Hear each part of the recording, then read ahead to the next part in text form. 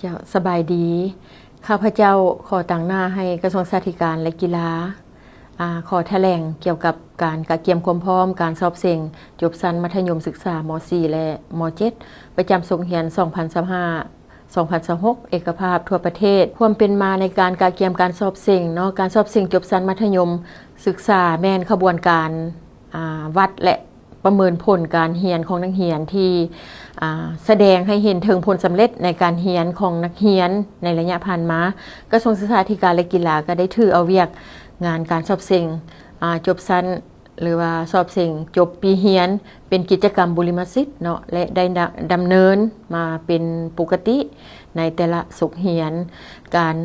สืบต่อจะตั้งปฏิบัติการสอบเส็งอย่างต่อเนื่องและก็ได้ตีราคาผลสำเร็จของขบวนการเรียนการสอนแม้นเพื่อนำไปสู่การปรับปรุงประสิทธิภาพและยกสูงคุณภาพการศึกษาชั้นมัธยมของพวกเรานี้ให้สูงขึ้นในการกะเกียมของพวกเรานี้พวกเราก็ได้แจ้งหาทางแผนกศึกษาธิการและกีฬานครหลวงแขวงทราบเกี่ยวกับระยะการสอบเส็งว่าพวกเราจะจัดในช่วงใดเพื่อแจ้งให้โรงเรียนและให้นักเรียนได้มีการกะเกียมความพร้อมแล้วก็ทางแจ้งให้ผู้ปกครองและชุมชนรับทราบและให้มีส่วนร่วมในการสุกยุให้ลูกหลานในการกะเกียมเรียนหนังสือและไปสอบเส็งตามวันเวลาที่พวกเราได้กำหนดไว้ให้หันเนาะนอกจากนั้นได้กะเกียมแต่งตั้งให้กะเกียมแต่งตั้งคณะรับผิดชอบก็คือคณะกรรมการรับผิดชอบการสอบเส็งโดยเป็นประธานของประธานคณะกรรมการปกครองแขวงนครหลวงเพื่ออำนวยความสะดวกแล้วก็ป้องกันปรากฏการณ์ย่อท้อต่างๆอาจจะเกิดขึ้นนั้นการกะเกียมแต่งตั้งหน่วยเฉพาะกิจเพื่อกวดกาติดตามสกัดกั้นและสุกยุพร้อมทั้งแก้ไขปรากฏการณ์ย่อท้อที่อาจจะเกิดขึ้นในระยะการสอบเส็งและก็ป้องกันอย่างเข้มงวดการจัดตั้งเผยแผ่ระเบียบการสอบเส็งให้แก่คณะกรรมการครูนักเรียนผู้ปกครองนักเรียนและสังคมเพื่อสกัดกั้นปรากฏการณ์ย่อท้อที่อาจจะเกิดขึ้นในระยะการสอบเส็งพวกเขาได้มีการกะเกียมความพร้อมต่างๆนอกจากนั้นพวกเขายังได้มีการแจ้งให้เก็บกรรมสถิติต่างๆกะเกียมจัดศูนย์สอบเส็งให้แทดเหมาะและก็ถูกตามสภาพและสภาพโรงเรียนสถานที่การสอบเส็งอื่นๆที่ปิ่นอ้อมนั่นเนาะศูนย์สอบเส็งก็ต้องให้มีความเป็นระเบียบเรียบร้อยมีการกะเกียมความพร้อมในแต่ละด้านเพื่อกะเกียมให้การสอบเส็งประสบผลสำเร็จและก็พร้อมทางบรรลุให้ได้ตามคาดหมายพร้อมทางความโปร่งใสเนาะเที่ยงธรรมยุติธรรมต่อนักสอบเส็งทุกคนการสอบเส็งสามารถวัดและประเมินได้ความรู้ความสามารถคุณภาพการเรียนการสอนของนักเรียนที่แท้จริงเจ้าอีกอันนึงเนาะสำหรับสถิตินี่แม่นในศก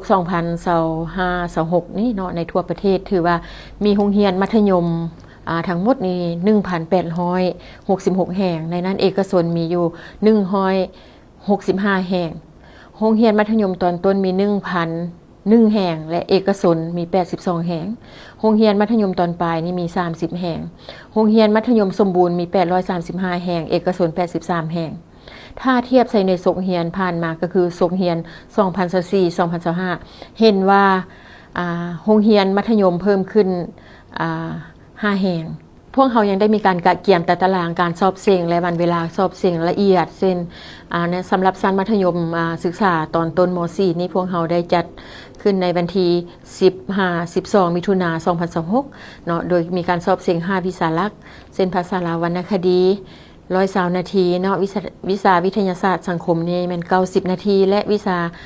วิทยาศาสตร์ธรรมศาสตร์นี่120 นาทีภาษาอังกฤษ90 นาทีและคณิตศาสตร์นี่มัน120 นาที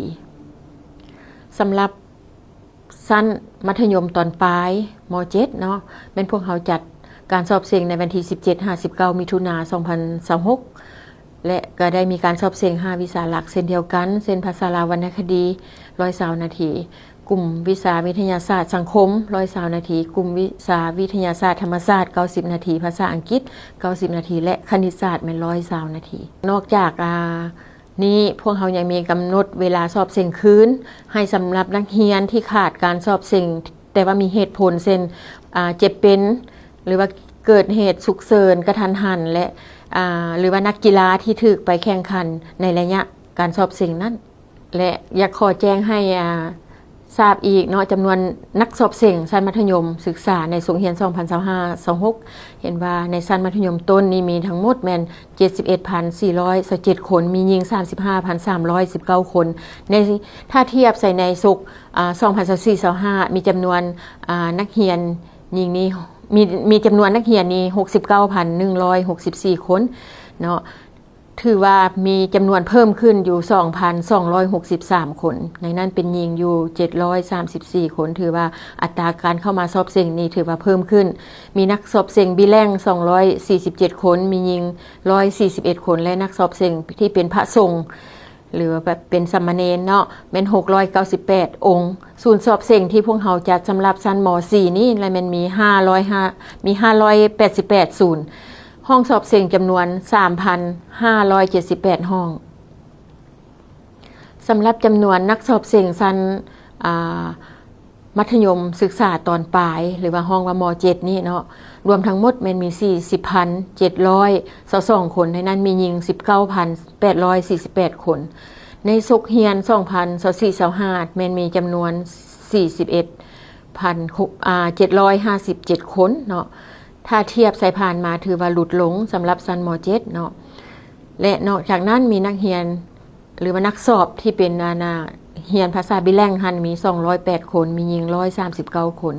และนักสอบเสียงที่เป็นพระสงฆ์แม่น415 องค์เนาะสำหรับศูนย์สอบเสียงของพวกเราแม่นมี278 ศูนย์และห้องสอบเสียงจำนวน 2,022 ห้องสำหรับชั้นม.7 เนาะในการกาเกียมการสอบเสียงนี้พวกเราก็ได้มีนิติกรรมต่างๆเป็นบ่อนอิงเช่นพวกเราได้ออกคำสั่งแนะนำกันจะตั้งปฏิบัติหลักสูตรประจำโรงเรียน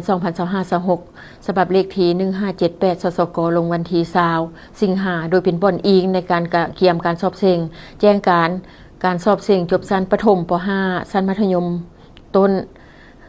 ม.4 และชั้นมัธยมศึกษาตอนปลายฉบับเลขที่1998หกลงวันที่13พฤษภาคม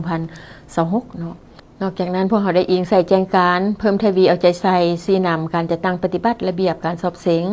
และปรากฏการณ์ยทอาจจะเกิดขึ้นในระยะการสอบเสียงจบชั้นมัธยมศึกษาตอนต้นม.4 และมัธยมศึกษาตอนปลายม.7 เอกภาพทั่วประเทศประจำศุกร์เรียน 2025-2026 เนาะฉบับเลขที่2105หกลงวันที่19พฤษภาคม2026และอิงใส่ข้อตกลงของรัฐมนตรีกระทรวงศึกษาธิการและกีฬาว่าด้วยการสอบเสียงจบชั้นมัธยมศึกษาฉบับเลขที่2769สสกลงวันที่5มิถุนายน2024และยังได้อิงใส่แจ้งการกำหนดการตัดสินคะแนนสอบเสียงจบชั้นมัธยมศึกษาม.4 และม.7 เนาะฉบับเลขที่3243หกลงวันที่6มิถุนายน2024ซึ่งได้กำหนดเกณฑ์การตัดสินผลการสอบเสียงดังนี้เงื่อนไขการตัดสินผลการสอบเสียงจบชั้นมัธยมม.4 ม.7 นี่เนาะให้เอาคะแนนแต่ละวิชาที่สอบเสียงมาบวกกับคะแนนเฉลี่ยประจำปีแล้วหารให้2เนาะถ้าคะแนนเฉลี่ยได้5ขึ้นไปถือว่าสอบเสียงได้แต่คะแนนสอบเสียงต้องได้3จุดขึ้นไปจึงมีเงื่อนไขบวกกับคะแนนเฉลี่ยประจำปีการบันทึกคะแนนเฉลี่ยประจำปีนี้ก็แม่นคะแนนการสอบเสียงจบชั้นมัธยมศึกษาม.4 และม.7 โดยเฉลี่ยระหว่างคะแนนสอบเสียงกับคะแนนเฉลี่ยประจำปีใส่ปึ้มทะเบียนและปึ้มบันทึกคะแนนนักสอบเสียงจบชั้นมัธยมม.4 และม.7 ให้บันทึกเป็นเลขเศษเนาะโดยกำหนดเอาหลังจุด2ตัวเลขเนาะคู่มือการชี้นำและการตัดสินการสอบเสียงจบชั้นมัธยมศึกษาตอนปลายม.7 ศุกร์เรียน 2025-26 นี้ก็ถือว่าเป็นนิติกรรมอันนึงที่เป็นบอนอิงให้พวกเราในการจัดตั้งปฏิบัติและพวกเราได้มีการกาเกียมการออกหัวบทและการกวดบทสอบเสียงนี้การออกหัวบทสอบเสียงนี้แมนสถาบันค้นคว้าวิทยาศาสตร์การศึกษาได้เข้าศูนย์เพื่อออกหัวบทสอบเสียงเอกภาพทั่วประเทศทั้งม.4 และม.7 โดยมีระเบียบแนะนำการวิเคราะห์หลักสูตรออกความรวมเนื้อในบทเรียนที่ได้เรียนโดยมีระเบียบ มีระดับที่ง่ายปานกลางและยากโดยง่ายนี่ประมาณ 20% กลาง 65% และยากนี่ 15% และได้ออกเป็น2ชุดชุด A และ B เพื่อเป็นชุดสำรองเนาะและมีกฎระเบียบในการเข้าศูนย์ออกหัวบทสอบสิ่งดังกล่าวนี้มีการแต่งตั้งคณะรับผิดชอบและอนุกรรมการตามหน้าเวียกและวิชาเฉพาะมีการกะเกียมหัวบทต้นตอและบทสำรองนอกจากนั้นเพื่อรับประกันได้ความถูกต้องความโปร่งใสยุติธรรมและขบวนการกวดกาสอบกวดกาบทสอบเสียงนี้แมนได้นำใช้เครื่องจักรกวดเนาะและประมวลผลการสอบเสียงเอกภาพทั่วประเทศพวกเขาได้มีการแต่งตั้งคณะซีนำคณะรับผิดชอบและตัดสินผลการสอบเสียงโดยมีการแต่งตั้งคณะรับผิดชอบซีนำการสอบเสียงจบชั้นมัธยมศึกษามีการแต่งตั้งพนักงานจากขั้นส่วนกลางโดยพนักงานจากกรมสามัญศึกษากรมต่างๆที่เกี่ยวข้องอยู่ในกระทรวงศึกษาธิการและกีฬาลงซีนำและตัดสินผลการสอบเสียงอยู่ในแต่ละแขวงนอกจากนั้นได้มีการแต่งตั้งคณะเฉพาะกิจในขั้นศูนย์กลางขั้นแขวงขั้นเมืองเพื่อสุกยุติดตามและต้านปรากฏการณ์ย่อท่อที่อาจจะเกิดขึ้นในบ้านสอบเสียงและพวกเรายังได้จัดกองประชุมปรึกษาหารือเนาะเวียกเฉพาะกิจกับ4กระทรวงเช่นมีกระทรวงศึกษาธิการและกีฬากระทรวงวัฒนธรรมและท่องเที่ยวกระทรวงป้องกันความสงบกระทรวงป้องกันประเทศและ4บริษัทโทรคมนาคมเนาะเช่นว่าลาวโทรคมT-Plus Unitel ETL ซึ่งว่าใน4กระทรวงนี้ก็ได้มีการช่วยเหลือในการสุกยุในการสอบเสียงและก็ได้นำใช้บริษัทใน4บริษัทนี้เพื่อติดตามในระยะที่นักเรียนได้มีการสอบเสียงนี้สำหรับการจัดกองประชุมให้คำแนะนำต่อกับผู้ที่เข้าศูนย์เพื่อออกหัวบทสอบเสียงนี้พวกเขาก็ได้ร่วมกันเนาะเป็นประธานโดยแม่นทางสถาบันค้นคว้าวิทยาศาสตร์การศึกษากรมประกันคุณภาพและก็กรมสามัญเนาะเพื่อได้เต้าโฮมผู้ที่เข้าศูนย์เพื่อออกหัวบทสอบเสียงนี้ให้มีจรรยาบรรณในการปฏิบัติหน้าที่ด้วยความซื่อสัตย์มีความรับผิดชอบรับประกันความโปร่งใสยุติธรรมปฏิบัติตามหน้าที่สิทธิและข้อห้ามเพื่อให้ได้รับคุณภาพต่อกับการสอบเสียงในครั้งนี้สำหรับแผนในตอนหน้าของพวกเฮาแมน